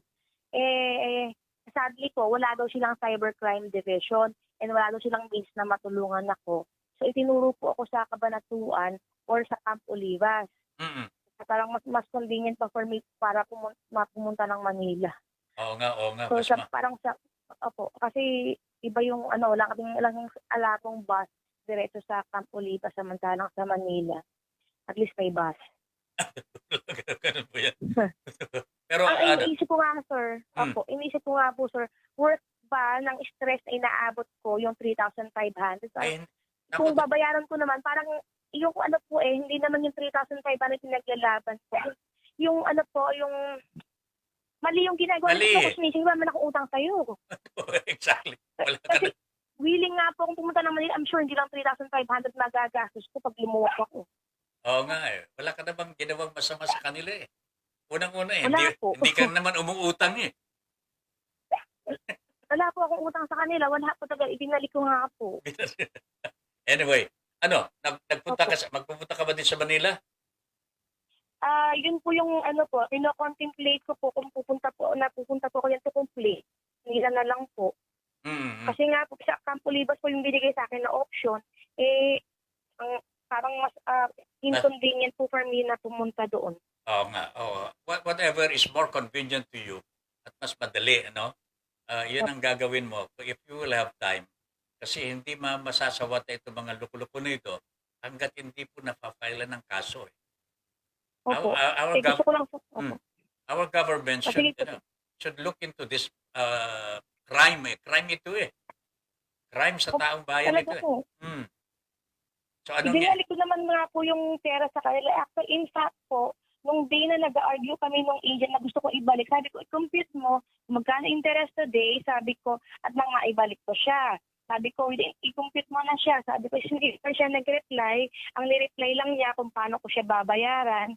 Tapos, in short, na ibalik ko yung pera. Pagka sabi niya sa akin, notify ko daw siya kung ibalik ko na, which I did. Tapos, nung na-send ko na sa kanya, sabi niya, noted. Yun lang po yung reply niya. Pero meron pa rin ibang nagte-text sa'yo. So, after a week, ayan na po yung mga text messages. Ay, Actually, patay. inas ko siya ng resibo. Oo. Kasi ini-expect ko na baka may magkaganito. Tama po hinala ko. Ito nga, pero hindi niya po ako nireply nung nanghihingi ako ng resibo. Oo nga. Ayaw nila magbigay na. Wala, Illegal talaga operation nila eh. So anyway, tama Pero yung... po, Go ahead. may resibo po ako from GCash. Oh, okay, tama. Itago mo lang yan. Itago mo lang yan. Opo. At pagka magpunta ka sa police o kaya sa NBI, isama mo lahat yan. Screenshot mo yung mga naging conversations ninyo with them. No? Opo. Okay? Yes, sir. Para matigil na yung panluloko ng mga online lenders. Ito, Ana, nasa GC ka na ng mga kapwa mo Opo. online victims, no? Opo, marami pong salamat. At saka si Mr. Perfecto Bordalio is listening to the program. Ito yung acknowledged Opo. leader ng mga victims. Siyang nag-organize sa Opo. mga and so, communicate with him, ha? Communicate with him Opo. para sige po. matulungan ka, ha? Lalo na pagpunta mo Marami dito pong- sa Manila, ha? Okay? Opo. Sige, salamat po. Baka po next week pumunta po ako dyan. Okay, sige. All right. Thank you very much, Ana. Salamat din po. Okay, bye-bye. Bye-bye. Okay, sige. Keep safe always, ha? At manalig sa Panginoong Diyos. Alright, mga kabayan po, talaga itong problema natin sa online hindi na natapos-tapos. Pero wag ko kayong mag-aalala sapagkat all the government agencies na may concern dito po, sa Senado ay meron na pong ginagawang mga hakbangin. It may not be very swift, hindi po masyadong mabilis, pero at least nangyayari na ho. Katulad ng araw, wala talagang sumisita po sa kanila. Ngayon, meron na. At pwede na ho kayo hindi talaga magbayad Kasi meron silang nilalabag na batas. Karapatan ng tao itong nilalabag ho nila Okay? So, well, I do not endorse na wag na tayong magbayad, pero palitan ninyo ang SIM card ninyo. Palitan na ninyo para hindi na kayo ma-reach. Okay? Kasi paglabag ko sa karapatang pantao ito ang National Privacy Commission, kung kayo po mapupunta doon, talagang ipapayo sa inyo talaga file the case. Kasi masama labag sa batas ang ginagawa ng mga ola-ola na ito. Okay. So, Placido Corbito, history na lang ang nangyayari sa SAF Mama Sapano. At least natapos ang term niya, meaning Noynoy Aquino, na walang kasong naisampa. Wala nga naman sa kanya hanggang sa huling sandali ng kanyang buhay. Opposite sa presidente ngayon na hindi pa tapos ang term, may nakaabang ng kaso ang ICC sa presidente.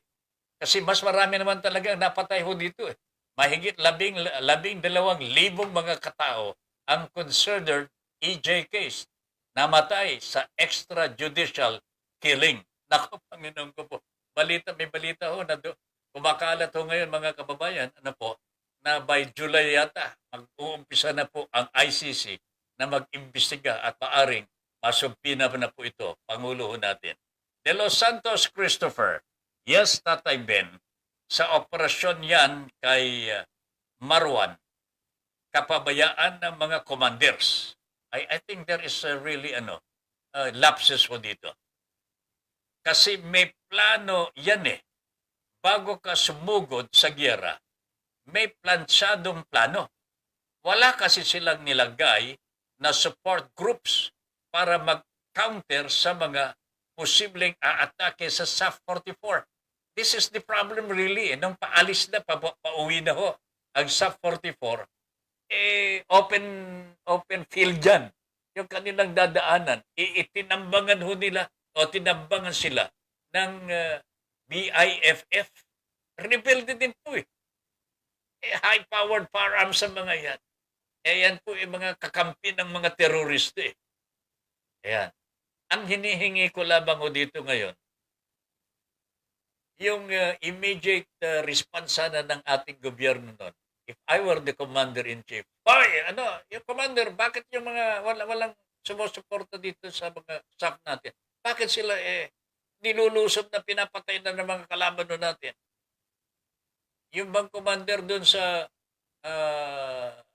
yung commander ng militar doon sa area hindi niya alam ang nangyayari.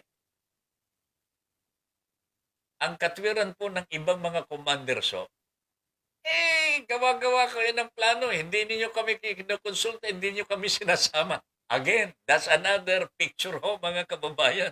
Ha? Ha? Ito talaga, tama ho si Chris dito Mr. De Los Santos there are aspects of the operation na hindi po talaga ipinaalam. Plus the fact that yung ginamit po ni Pangulo na mamuno ho dito sa operasyon, hindi pa yata talagang officially part of the PNP. Naku pa. Ayun ho. So, anyway mga kababayan, nandyan na po, nananamlay na po ang dating Pangulo. Sana ho, ayan, kung may pagkakamaliman po siya dito, ay patawarin na po natin siya. Napakalaki ng kontribusyon sa People Power Revolution sa mundo. It served as an inspiration to all peoples who want to be free. The breakdown of the Soviet Union was triggered by people power. Ganon. Ganon. Ganon sa Soviet Union was triggered by people power. Ganon din yung fall of the Berlin Wall that united East and West Germany. Ako, salamat po. Militante katulad din po nung Pangulo si Pinoy. Napakaraming inaakusa sa kanya. Sa 44, Yolanda Fan, sa palagay po ba natin ginusto na yan? Maaring may mga nangyaring kakulangan at kapabayaan ang pinakamaraming Seymour. Okay, nawala.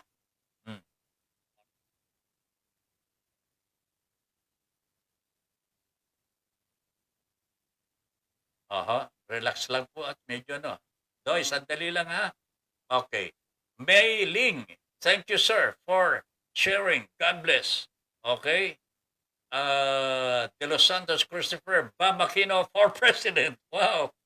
Perfecto Bordalio watching. Coordinate sa akin. PM mo ako. Ayan. Nag-message na si Mr. Bordalio. Patas Balita is watching. Mel, Tato Ben, ask ko lang kung na-inform nyo si Yusek Martindeño kanina.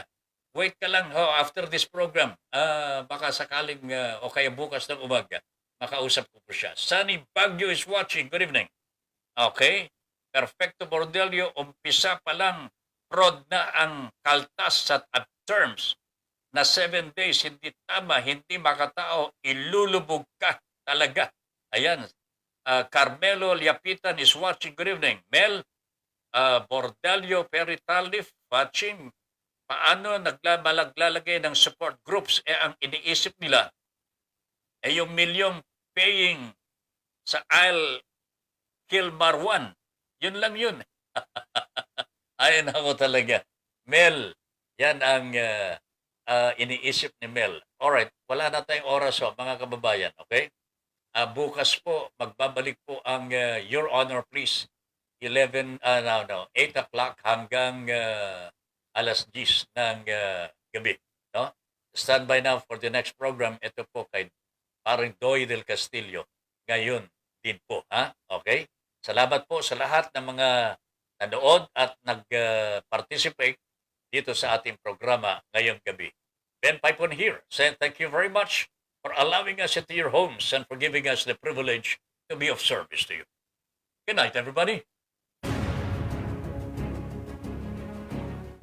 Inyong natunghayan ang makabuluhang pagtalakay sa mga isyong napapanahon.